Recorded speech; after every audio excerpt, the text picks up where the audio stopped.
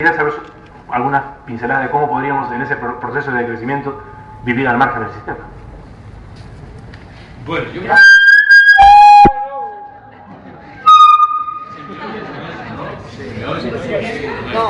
bueno, perdón, no, es que hay gente que tiene problemas de audición. Bueno, no importa. A ver. Si me pasa por delante. Bueno, vamos a ver. Ahora. El problema principal, a mi entender, de la propuesta del decrecimiento no es, como dicen los adalides del sistema, un problema técnico. Me parece que es, muchas gracias, mucho más difícil imaginar que podemos seguir creciendo conforme a las normas que aplica el sistema. El problema tiene que ver con la pregunta que tú planteas.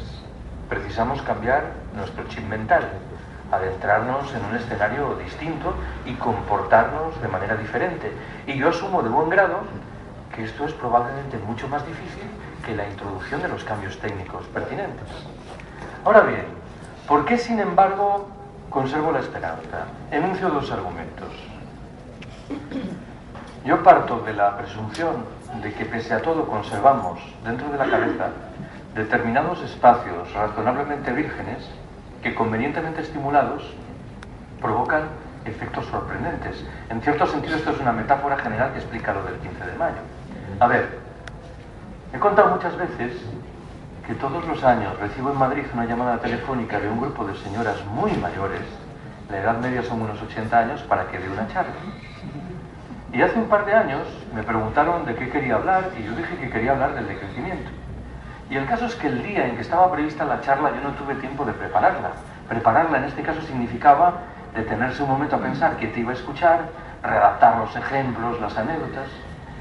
Y conté lo que suelo contar sobre el decrecimiento por ahí adelante, con cierto recelo de que aquello no encajase. Exageraré un poco, de que las señoras se me sublevasen y me linchasen. No fue así. ¿Por qué? Mi interpretación es que estas buenas señoras, que vivían cómodamente instaladas en la lógica de la sociedad de consumo, al escuchar la teoría del decrecimiento, volvieron la mirada atrás y retrocedieron al decenio de 1950. Una etapa, por muchos conceptos, muy tétrica de su vida. El franquismo más ultramontano y oscurantista. Y sin embargo, el recuerdo que tenían de lo que antes llamé sobriedad y sencillez voluntaria era claramente grato. Para que me entendáis, estoy pensando en un momento en el que un jersey tenía que durar 10 años, en el que era literalmente impensable tirar a la basura un mendrugo de pan. El recuerdo que tenían de eso me invitaba a extraer la conclusión de que esas personas, sobre el papel claramente situadas en la lógica de la economía de consumo, sin embargo, podían comportarse de manera diferente. Menciono un segundo dato. Antes recordaréis que enuncié media docena de principios que están por detrás de la filosofía del decrecimiento. Primacía de la vida social, ocio creativo, reparto del trabajo, reducción de las dimensiones de muchas de las infraestructuras, recuperación de la vida local. Bueno, alguien podría decir, esos principios y valores nos sitúan fuera del mundo. Nada tienen que ver con la organización pasada y presente de las sociedades humanas. No es verdad. Y no es verdad, ¿por qué? Hay al menos 4 ámbitos importantes que reflejan la influencia de esos principios y valores. Primero, muchas de las prácticas históricas del movimiento obrero de siempre.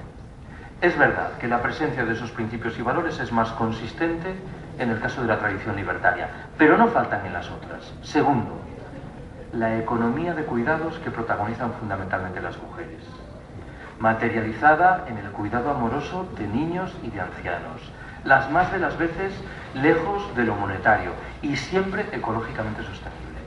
Una explicación principal de por qué los movimientos por el decrecimiento se nutren ante todo de mujeres es esta, una comprensión mucho más fluida, rápida y espontánea de lo que significan estos valores. Tercer terreno, no sin equívocos, la propia institución familiar. Estos neoliberales que dicen fiarlo todo de la mano invisible del mercado, aún seguro que no aplican las reglas del juego correspondientes en el interior de sus familias. En el interior de la familia, lo común es que impere la lógica del don, del regalo, de la gratuidad. Cuando los padres pagan los estudios a un hijo, no están esperando obtener un beneficio monetario a cambio. Cuarto y último ámbito, muchas de las sabidurías populares de los viejos campesinos y muchas de las prácticas habituales de esos pueblos del sur que nos empeñamos en descalificar como si fuesen primitivos y atrasados. Siempre invoco la misma anécdota para retratar esto. La anécdota cuenta que un grupo de misioneros se adentró en una región perdida de la Amazonia brasileña y se topó con unos indios que se dedicaban a cortar leña con instrumentos extremadamente primitivos. Los misioneros decidieron hacer un esfuerzo y regalaron a los indios unos cuchillos de acero inoxidable de fabricación norteamericana. Un par de años después, los misioneros regresan a esa región, se topan de nuevo con los indios y uno de los misioneros pregunta: ¿y los cuchillos qué tal? Uno de los indios responde rápidamente: muy bien, tardamos ahora 10 veces menos tiempo que antes en cortar la leña. Estupendo, tercia el misionero. Supongo entonces que estaréis produciendo 10 veces más leña que antes. El indio responde perplejo: no, señor. Seguimos produciendo la misma cantidad de leña que antes, solo que ahora disponemos de 10 veces más tiempo libre para dedicarlo a aquello que objetivamente sabemos que tiene que ver con nuestro bienestar y con nuestra felicidad. Me temo que este chip mental sí que se ha desvanecido un tanto en nuestras cabezas. A ver, acabo mis observaciones sobre esto. De un tiempo a esta parte, si hay algo que me produce fascinación y preocupación en mis alumnos en la universidad, es el eco que tiene ese discurso que dice que las sociedades solo progresan donde hay competición, donde hay codazos. Bueno, yo sé que desmantelar ese discurso es complicado, pero al menos les hago una recomendación de lectura. El libro se titula El apoyo mutuo. Es de un señor llamado Piotr Kropotkin, uno de los clásicos del anarquismo del siglo XIX, que era un científico de fama internacional. Aún hoy la Enciclopedia Británica recoge artículos redactados por Kropotkin.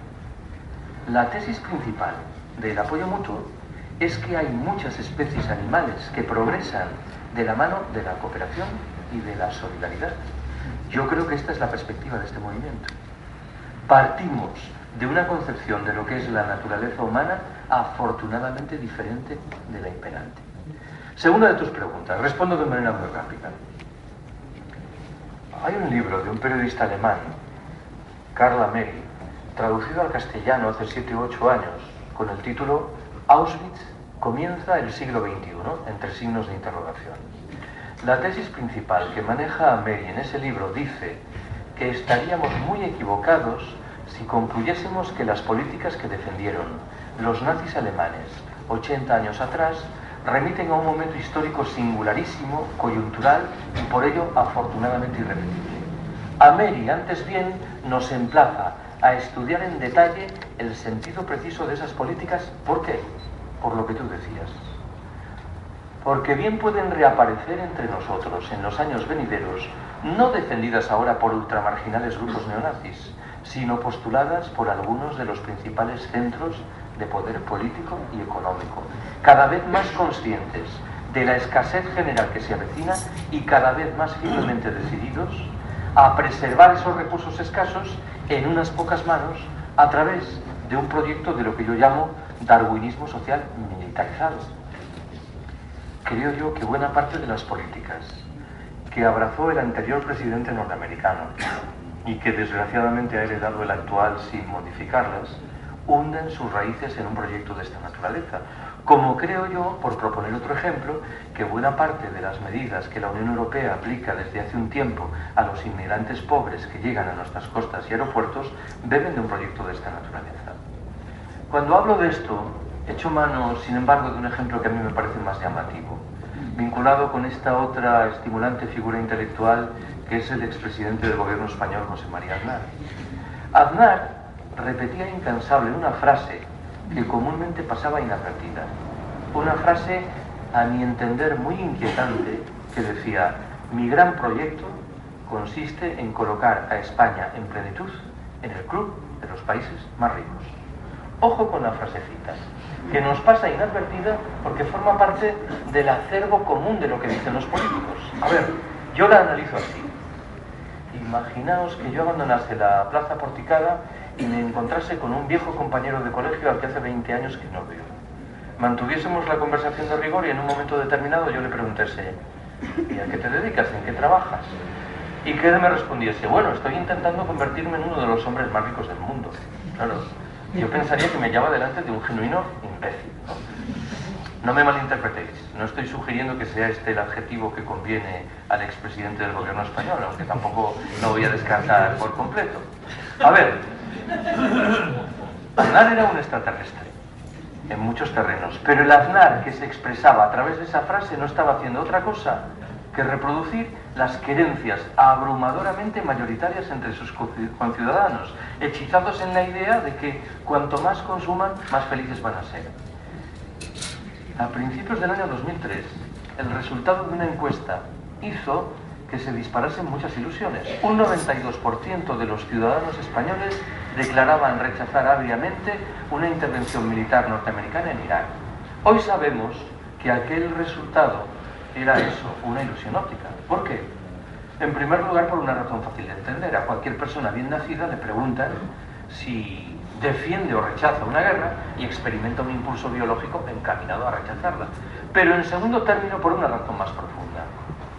¿Qué hubiera ocurrido si nos hubieran preguntado si estábamos dispuestos a renunciar a una parte de nuestros ingresos para permitir una masiva y restitutoria transferencia de recursos camino de los países más pobres? Mi pronóstico es firme. Hubiera engordado espectacularmente la rúbrica del no sabe, no contesta, que es la manera ingeniosa de zafarse de las preguntas delicadas. El problema de la frase de Aznar es que uno puede imaginarse perfectamente que José Luis Rodríguez Zapatero afirme que su gran proyecto consiste en colocar a España en plenitud en el club de los países más ricos. Y si alguien piensa que soy un poco malévolo en el juicio, diré que me he equivocado en el tiempo verbal que acabo de utilizar. He escuchado varias veces esa misma frase en labios de Rodríguez Zapatero. Este es un argumento, yo creo, muy sólido para revelarse. ¿Qué tipo de proyecto es este que nos invita a incorporarnos al club de los países más ricos, de la mano de los codazos, y allí se queden los demás? Es profundamente inmoral, pero más allá de eso, parece escasamente inteligente. ¿Por qué? Los críticos de la globalización hemos manejado desde hace mucho tiempo una categoría que nos habla de la sociedad del 20/80. El 20% de la población planetaria vivirá en la opulencia. El 80% restante quedará condenada a una lucha feroz para sobrevivir. Bueno, ese 80% acabará por llamar a nuestra puerta. No es la metáfora adecuada. Acabará por derribar, cargado de razón, nuestra puerta. Y ya no por moralidad, sino por estricta inteligencia, se trataría de que consiguiésemos evitarlo.